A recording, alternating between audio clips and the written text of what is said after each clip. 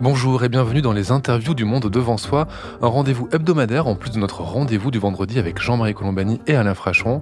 Et pour inaugurer ce side project, comme on dit en bon français, j'accueille une personnalité bien connue des lecteurs historiques de Slate. Bonjour Peggy Sastre. Bonjour Christophe Caron. Libérale, héritière des Lumières et combattant pied à pied ceux qui voudraient les tamiser, c'est ainsi que vous ou votre éditrice, je ne sais pas, vous définit en quatrième de couverture de Ce que je veux sauver, votre dernier livre, un plaidoyer pour une théorie politique et philosophique accusée de tous les maux, principalement par celles et ceux qui la comprennent mal ou pas, une théorie politique et philosophique en difficulté dans de nombreuses sociétés, dont la nôtre. Cette théorie, c'est le libéralisme. Et ce plaidoyer, Peggy, vous avez eu l'envie ou le besoin de l'écrire après le choc consécutif à l'attaque du 7 octobre, le massacre d'Israéliens par le Hamas. C'est un déclic qui arrive au bout d'un long processus quand même de prise de conscience, initié entre autres avec les attentats du 13 novembre. Oui, et avec les attentats de Charlie Hebdo aussi, quelques mois auparavant, oui, c'est une succession de chocs, de fissures qui peu à peu s'écartent et s'approfondissent. En fait, ce qui a été très choquant dans le 7 octobre, c'est évidemment les faits, mais c'est surtout la réaction. Je veux dire, dès le jour même, alors que les images étaient là, puis il faut le rappeler, c'était des images tournées par les terroristes, de massacres, de foules en panique, etc. Quasiment tout de suite, mais dans l'heure, il y a eu des célébrations en Occident, en France. Je me rappellerai toute ma vie de ce communiqué du NPA qui, à la fois écrit en écriture inclusive et qui dit qu'ils défendront toujours tous les moyens de lutte. Un communiqué sur lequel le NPA est revenu depuis. Oui, certes, mais le fait est qu'il a existé, qu'il y a eu des gens qui se sont dit ça va être une bonne idée de le faire et de le rédiger, de le relire et de le publier. Donc oui, c'est sûr que le 7 octobre, c'est un jalon évident, mais c'est quelque chose non pas que je mûris, mais qui un peu comme une sorte justement de maladie qui purule depuis le 7 janvier 2015. Je reviens sur les premiers mots de la quatrième de couve, libérale, héritière des Lumières et combattant pied à pied ceux qui voudraient les tamiser. Vous dites dans votre livre que nous sommes bien dans une guerre de civilisation, mais pas celle que Huntington a prophétisée entre islam versus Occident, mais plutôt entre lumière et obscurantisme. Et cet obscurantisme se révèle assez protéiforme et se porte plutôt bien. Vous l'identifiez d'ailleurs ces multiples formes dans votre livre. Oui, tout à fait. C'est cette idée qu'on n'est pas dans une guerre de civilisation pour le coup tribal, et que c'est un combat qui survient dans toutes les cultures, dans toutes les ethnies, dans tous les pays. Ça vient de Salman Rushdie, ça vient de Joseph Anton, que j'ai lu très lentement, relu toute l'année 2015 après les attentats de Charlie Hebdo. Et il explique ça très bien. C'est une frontière, un conflit, un antagonisme qui justement n'est pas propre à une culture, mais qui est en fait... J'ai même envie de dire, c'est presque un conflit de tempérament individuel, quoi, au sein de toutes les communautés humaines qui existent. Vous savez d'où ça vient, ce conflit, ce qui le provoque? Comment on vous l'expliquer? J'aimerais bien savoir, comme ça on pourrait envisager un vaccin. Je cite de mémoire l'ouverture du dernier film de Francis Ford Coppola, Megalopolis, où il dit « Quand un empire ou une civilisation s'éteint ou se meurt, c'est principalement parce que les gens commencent à ne plus y croire. » Est-ce que vous pensez que les gens commencent à ne plus croire en la civilisation occidentale telle qu'on la connaît depuis plusieurs dizaines d'années? C'est pour ça que je préfère le terme de civilisation libérale. Parce que pour moi, en fait, l'Occident a fait énormément de choses illibérales et continue à en faire d'ailleurs. Donc c'est pour ça, voilà, j'insiste que je préfère beaucoup plus parler de civilisation libérale et non pas occidentale.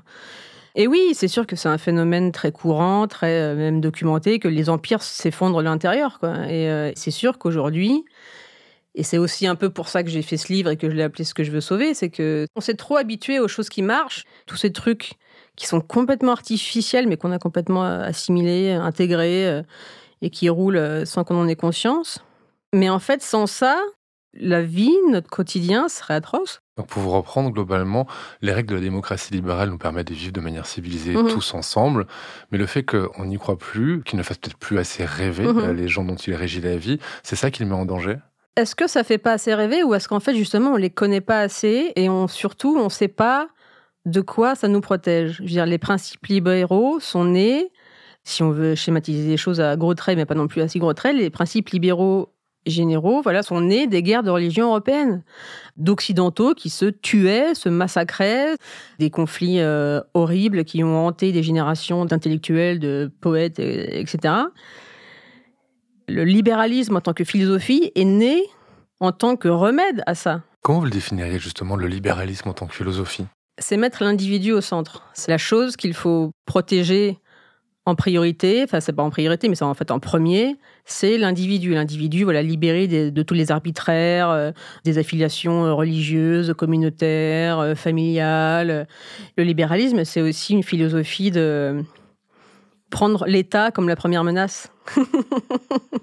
Et ça, c'est sûr que c'est quelque chose qui est vraiment très difficilement entendable, et notamment en France, parce que tout le monde, et notamment l'extrême gauche, et là on pourrait croire que c'est le plus absurde, il y a une espèce de foi naïve dans le fait que l'État sera forcément bon et sera forcément de notre côté, surtout, quoi. Alors, Vous écrivez d'ailleurs dans un long développement sur la République et le libéralisme, et vous expliquez, vous démontrez que la République française, dans sa manière de se comporter vis-à-vis des citoyens, n'est pas du tout libérale, bien au contraire. Et vous prenez l'exemple pour ça, entre autres, des interdictions des spectacles de Dieudonné par Manuel Valls, mais pas que. c'est ça qui est très drôle, ironique, quand on creuse un peu, c'est qu'on voit que la République jacobine, parce que justement au moment de la Révolution, il y avait des conflits là-dessus. Maintenant qu'on a aboli la royauté, que faire?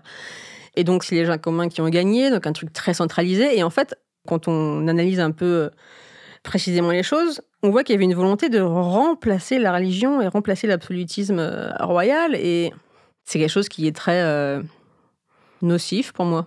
Comme si cette République, finalement, s'était construite un peu en contradiction avec la Déclaration des droits de l'homme et du citoyen, qui, elle, pour le coup, est un vrai manifeste libéral. Absolument, oui. Et c'est aussi ce qui explique que les principes libéraux, et en priorité nés de la Déclaration des droits de l'homme, qui ensuite deviendra la Déclaration universelle, ont mis du temps et mettent encore du temps à être fondamentalement et réellement appliqués, en fait.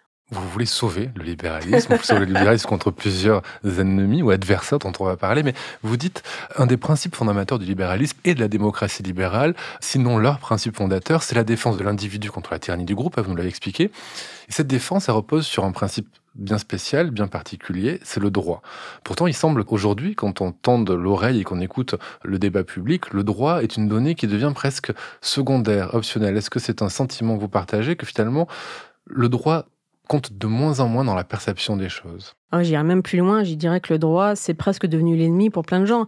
Là, je pense à quelque chose de vraiment d'actualité brûlante. Hier, il y a eu le jugement de Nicolas Bedos qui est accusé d'agression sexuelle. Et à l'audience même, on a reproché à son avocate de le défendre. Et je veux dire, le droit de la défense, ça fait partie des grands piliers de la civilisation libérale qui nous permettent justement de ne pas vivre comme des sauvages, quoi. Et voilà, c'est pour ça que j'irai plus loin. C'est pas qu'il est oublié, ces principes-là sont presque combattus, en fait, considérés comme des ennemis. Qui sont ces adversaires du droit, justement, de la modération, de la nuance et du libéralisme, selon vous? Vous parlez effectivement de l'émergence de mouvements religieux, mais pas seulement. Vous parlez aussi de certains wokismes culturels, que vous identifiez d'ailleurs comme l'héritier du communisme. C'est intéressant de nous expliquer pourquoi. Mais à part ça, qui sont ces adversaires pour vous à cette pensée libérale et à cette démocratie libérale? C'est tous ceux qu'on met dans la catégorie des illibéraux, même si c'est un terme qui n'est pas très heureux et en tout cas qui n'a pas un usage très immédiat, mais c'est tous ces courants, toutes ces philosophies, toutes ces idéologies qui justement ne mettent pas l'individu au centre et qui même se méfient de l'individu. Le truc est l'ultralibéralisme, hyper-individualiste, etc. Donc ils mettent justement le commun, les affiliations collectives. Et un gros ennemi sur lequel j'aimerais mettre l'accent, c'est l'émotion contre la raison. Le fait que je souffre, donc j'ai raison. Je suis offensée, donc j'ai raison. Il y a aussi, il y a quelques jours, à la télé, BFM, il y a un truc qui a fait le buzz, Lucie Castet qui disait qu'elle voulait régulariser tous les sans-papiers. J'ai regardé parce que c'est Étienne Gernel, le directeur de la publication du Point, qui lui dit mais entre le NFP et le PEN et le RN, il y a beaucoup de points communs. Et elle répond pas sur le fond, elle dit... Votre comparaison m'offense. Et ça, c'est quelqu'un qui dit ça, Christopher Hitchens, qui d'ailleurs, la raison pour laquelle je suis rentrée à Slate, parce que je voulais le traduire. C'est un philosophe américain. Philosophe, essayiste, auteur, et très grand journaliste, et justement un pilier de l'école libérale telle que j'entends, et qui disait souvent, vous êtes offensé, et alors, en quoi c'est un argument? Et c'est un des grandes menaces sur lesquelles je mettrai l'accent, c'est en fait l'émotion... est à la fois une très mauvaise conseillère pour comprendre le monde, parce que ça aussi, c'est un des fondements de la civilisation libérale, c'est la science, c'est l'objectivité, c'est la méthode scientifique, tout ce genre de choses, et l'émotion est trompeuse.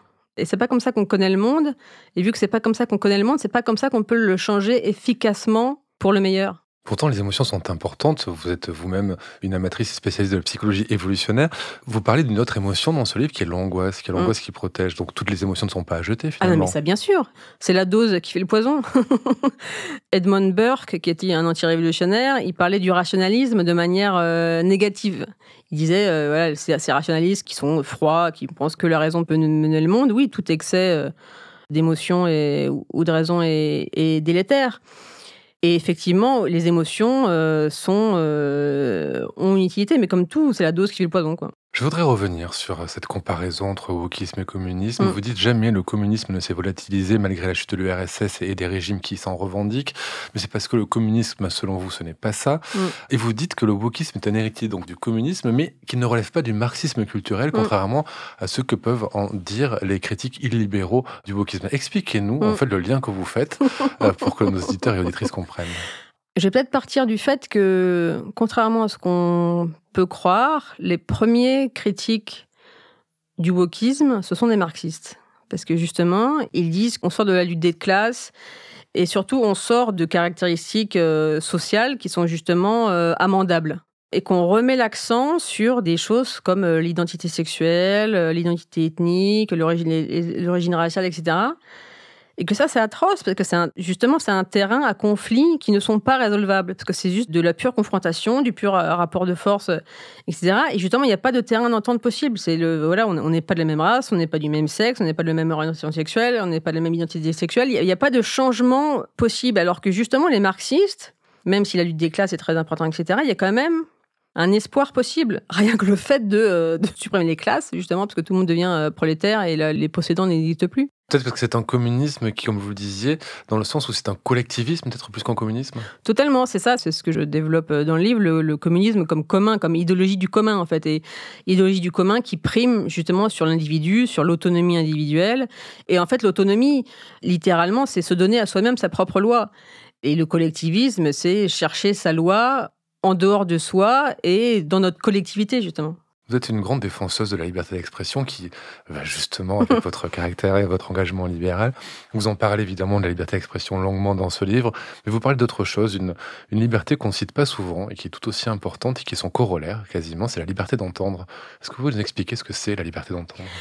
Quand on restreint la liberté d'expression, on n'empêche pas seulement à des gens de parler, on empêche à des gens d'entendre et de répondre.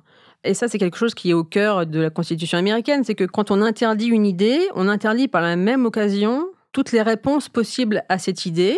Voilà, la liberté d'expression, c'est la liberté d'être confronté à des choses qui peuvent nous faire réfléchir, qui peuvent nous mettre mal, et dans le fait d'être mal, on prend conscience que ce qu'on croyait sûrement, en fait, on ne le connaît pas bien. C'est la grande citation de Stuart Mill que je vais mal rendre, mais il faut mieux connaître les opinions de ses ennemis que les siennes. Et c'est tout ce fil-là qui se tire là-dedans, quoi. Vous avez dit que la liberté d'entendre, c'était la possibilité de répondre justement à des opinions qui dérangent ou des opinions qui ne sont pas forcément les nôtres. Vous donnez 2 exemples aussi sur l'inefficacité de la censure. Vous parlez d'abord des lois anti-haine qui ont précédé l'arrivée du nazisme au pouvoir en Allemagne. Et vous citez le bannissement de certains membres de Twitter qui sont allés recréer un compte sur un autre réseau qui s'appelait Gab. Et vous montrez que dans ces 2 cas, en fait, à chaque fois, taire un discours, mettre un couvercle sur un discours ne le faisait pas disparaître, mais au contraire, le renforcer. Oui, elle le renforce dans ce qu'il a justement le plus toxique, le plus nuisible, le plus socialement délétère. Et ça, aujourd'hui, c'est très documenté sur le nazisme. Ce qu'on ne sait pas forcément, c'est qu'il y avait, dans la République de Weimar, il y avait énormément de lois contre les discours de haine, justement. Et les nazis, en fait, s'en sont servis pour faire leur promotion. Un des plus grands rassemblements nazis pré-Hitler, c'est justement le procès de je ne sais plus quel nazi, il y avait 1 million de personnes dans les rues. Et ça, c'est quelque chose qui est aujourd'hui très bien documenté et les sources sont dans le livre. Je pense notamment à cette merveilleuse constitutionnaliste américaine Nadine Strossen. Nadine Strossen qui a été à l'ACLU, donc c'est l'association de défense des libertés civiles américaine qui, maintenant, elle en est partie, bref, c'est pas le sujet. Et elle, ça peut paraître d'autant plus incroyable qu'elle soit dans cette défense de la liberté d'expression, même pour les nazis, etc. Parce que elle, c'est une fille de déportés. Et elle a littéralement failli ne pas exister parce qu'en fait, le camp de son père a été libéré la veille du jour où il était prévu qu'il soit stérilisé. Voilà, on peut dire que pourquoi est-ce que cette fille-là, après, va défendre le droit des nazis à s'expliquer. Et justement, elle détaille très bien que, pragmatiquement, ça ne marche pas, en fait. Si vous voulez faire taire, ou en tout cas empêcher que des discours de haine arrivent à un seuil critique pour qu'ils mettent le chaos dans une société, il faut justement ne pas les interdire. Vous donnez l'exemple, j'en parlais du réseau social Gab où se sont retrouvés donc tous les réprouvés de Twitter. Ce qu'on voit, une étude a été menée, et ce qu'on voit, c'est qu'au contraire, la censure et le regroupement des réprouvés au sein d'un même groupe ne fait qu'uniformiser, renforcer le discours. Bien sûr, uniformiser et renforcer et radicaliser. Et on a vu ça en France depuis les lois Guesso. L'antisémitisme. Loi Guesso qui interdit justement, qui encadre les discours par rapport au négationnisme. Voilà. Depuis les années 90, il y a les lois Guesso en France, et il y en a eu plein d'autres. L'antisémitisme n'a jamais autant augmenté. Et ça ne marche pas. Et ça, j'emprunte cette phrase à Greg Lukianoff, qui est le président d'une grande association de défense de la liberté d'expression américaine, qui dit « Avec ces lois, qu'est-ce que vous avez dit aux antisémites ? Vous avez dit « Vous ne pourrez plus parler qu'entre vous ». Et qu'est-ce que vous croyez qui se passe dans ce genre de cas ? Justement, ça ne fait pas disparaître la haine, ça la renforce et ça la rend de plus en plus toxique. Comment on peut imposer des valeurs libérales puisqu'elles portent en elles ni l'autoritarisme ni la contrainte? Elles sont donc destinées à se faire dévorer par les autres. Il ne faut pas se dire qu'on va imposer. Il faut avoir une vision justement pragmatique, pédagogique et montrer que ça marche. Montrer ce dont ça nous protège, voir quels sont les autres modèles possibles et comment chez eux ça marche beaucoup moins bien pour faire la liste de ce qui nous est cher au quotidien, ce qu'on aime pouvoir faire, etc.